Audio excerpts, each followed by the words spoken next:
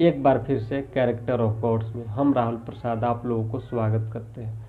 आज हम आप लोगों के बीच बताने वाले हैं, माता सीता जी राजा जनक की लड़की नहीं थी तो फिर किसकी लड़की थी। अद्भुत रामायण में एक कथा वर्णित है, उसी के अनुसार आज हम आप लोगों के बीच बताने वाले हैं।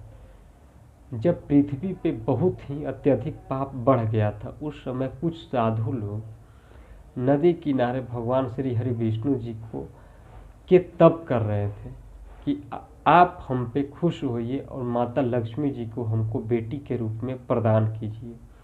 वो इसलिए कि माता लक्ष्मी जी अगर बेटी के रूप में जन्म लेंगे हमारे, तो भगवान श्री हरि विष्णु जी स्वयं आएंगे उनसे विवाह करने के लिए और राक्षसों का खुद संहार करेंगे पाप देख करके इस धरती पर। इसी के चलते जब रावण को इस बात का पता चला, रावण ने खड़क लेकर के सभी का मस्तक काटा और मस्तक काट करके जितने भी खून थे वो खून के एक घड़े में बंद करके रख लिया। और बंद कर लेने के बाद मंदोदरी के पास दिया। मंदोदरी ने पूछा कि इसमें क्या है, तो रावण गुस्सा होकर के बोला इसमें जहर है, जो पिएगा वो मर जाएगा।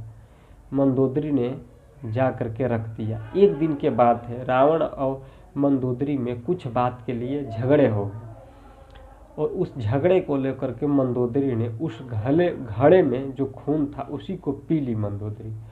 और मंदोदरी जब पी, उसी समय उसको ये ज्ञात हुआ कि हम गर्भवती हो गए हैं।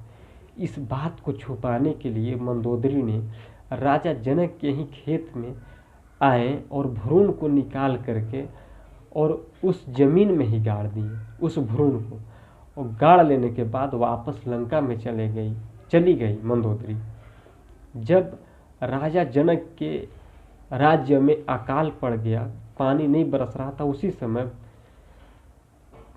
आकाशवाणी हुई कि आप स्वयं हल लेकर के जाइए, सोने का हल लेकर के जाइए जोतने, तब बारिश होगी। राजा जनक ने जब स्वयं अपने खेत जोतने के लिए जा रहे थे, उसी समय जब भ्रूण में उनका हल लगा, उसी समय उस भ्रूण एक बच्ची का रूप धारण कर लिया।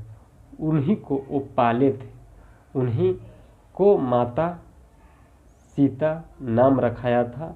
वो माता लक्ष्मी जी का ही अवतार थे। यही कथा अद्भुत रामायण में मिलती है।